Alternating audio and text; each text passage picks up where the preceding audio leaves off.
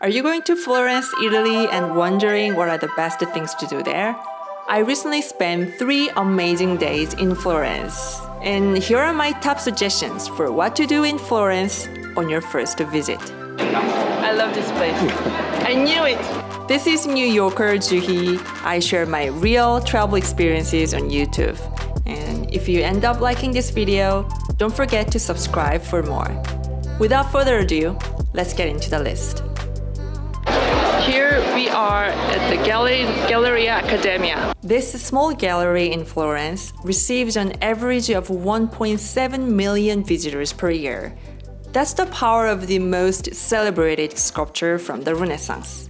Without a doubt, the number one thing to do in Florence is to visit the Galleria Academia to see Michelangelo's David. We bought our ticket already online. I actually bought the skip the line ticket, so today we have another tour at 4:30, so we didn't want to take any risk. This is a timed entry. Or so I thought.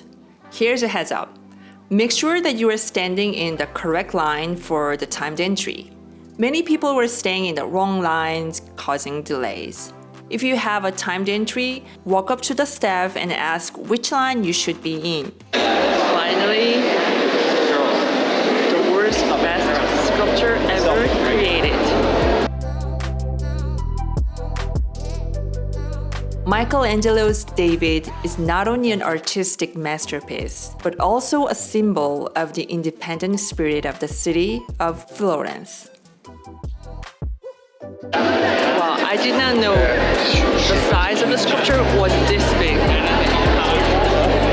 I mean, you can probably tell in the video, but I thought it would be like a real size, like human size. No, it's giant.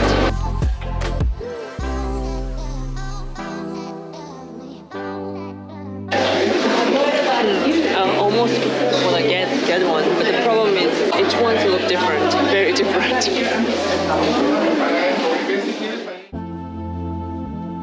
And here's the best thing to do in Florence, number 2. Visit the Cathedral of Santa Maria and climb up the dome. Inarguably, the dome is the epitome of Renaissance architecture and one of the world's largest masonry domes built in the 15th century. Well done, Florence. We bought the ticket in advance, and our time is 4:30. Fairly short line, and we're gonna line up. It's very quiet. We bought timed tickets from their official website. Everything was well organized, so that was nice for a change. This is the beginning of 463 steps to the top of the dome. So here we are, and as soon as you pass the security, you walk right into the dome. When the dome was built, it wasn't designed to be open to the public. I mean, this was before tourism and Instagram, you know. So the only passage to the top is through these steps. And these were built for workers to do maintenance work. So the steps are narrow and the ceiling is low, and you don't get much view. It got even narrower. It's a lot of book. If these all sound a bit scary, I can tell you that even though it wasn't easy, it wasn't too challenging or claustrophobic either. Also, this dome was built with stones without any wood structures, so you know it's fire resistant too. It's almost like a tunnel. Yeah, right. That was a steep steps. Finally, do you see the light? We made it! We made it! Wow! Wow! Bright light. At the end of the 463 steps, we have arrived at the top of the 600 years old dome.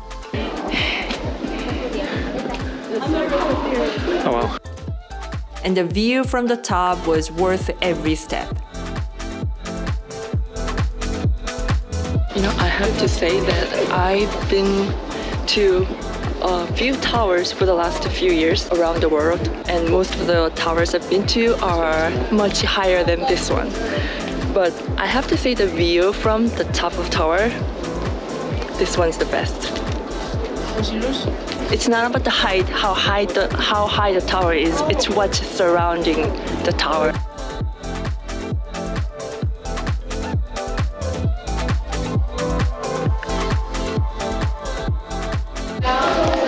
That was amazing!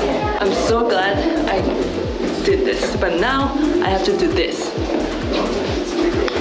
I highly recommend this tour. Just make sure to book your tickets well in advance.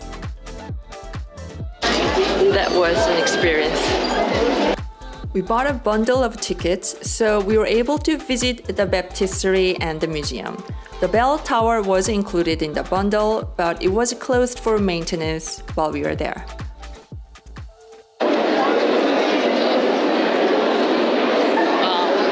As you can see, it's much bigger than the Galleria Academia. The best thing to do in Florence, number 3, is to pay a visit to Uffizi Gallery.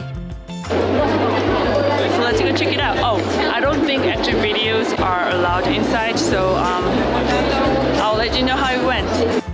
If you are a fan of Renaissance art, especially Botticelli's paintings, you have to pay a visit to this museum. There's nothing like seeing the original artwork in its own birthplace. The museum has a cafe with a nice view as well.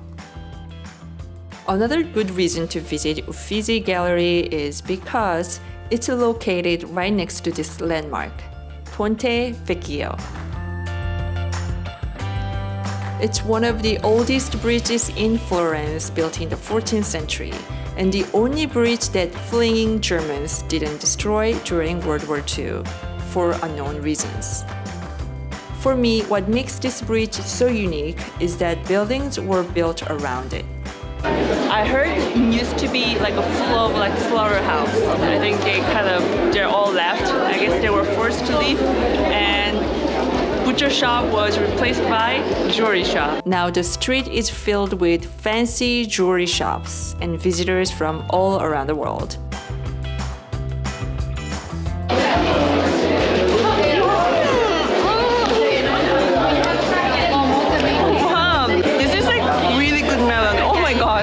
After I checked all the major landmarks off my list, I was ready for more authentic experiences that Florence had to offer. Here we are! We took a cooking class and learned how to make pizza from scratch. Of course, with trial and error. Okay, the oven, okay. Let me check, madam. You have a pita. Oh, I have pizza. Okay, too thick. Yeah, the beginning of pizza. Okay.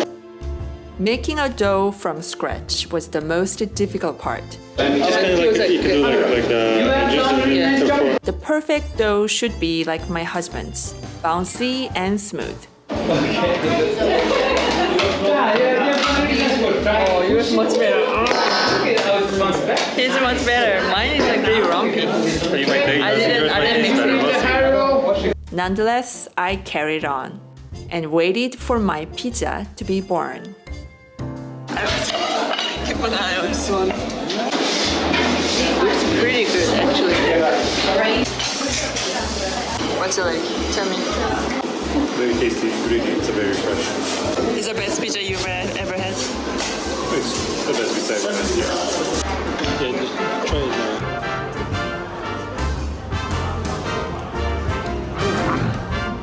My pizza turned out pretty good, and I was already thinking about how to make this even better next time. That's how much I enjoyed this experience. Juhui, yes. I say try. No.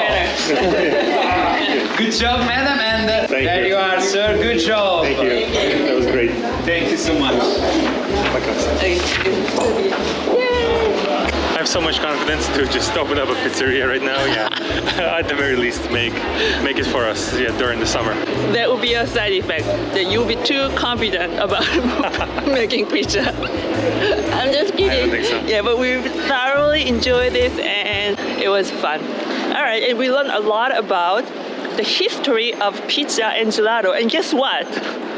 The first pizzeria in the history of the world Opened in. Opened in New York!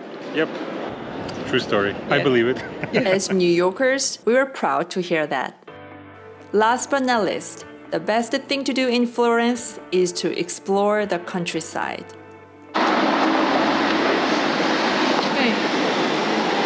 Time to explore Florence on a bike. While in Florence, we had to check out the countryside of Tuscany. So we booked a self-guided bike tour. It came with a bike rental and an offline map. Okay, ready to go. I definitely recommend renting an electric bike. It made the whole experience effortless and more enjoyable. Bellissimo! So beautiful! Riding a bike surrounded by beautiful scenery with cypress trees, rolling hills, vineyards, and charming villages was a great way to end our trip to Florence. We felt a sense of freedom, peace, and tranquility during the few hours we spent there. It became clear that we wanted to come back to Tuscany in the near future for an extended trip. That's all I have for Florence. Stay tuned for my Venice video and don't forget to like this video if you enjoyed it. Thanks for watching.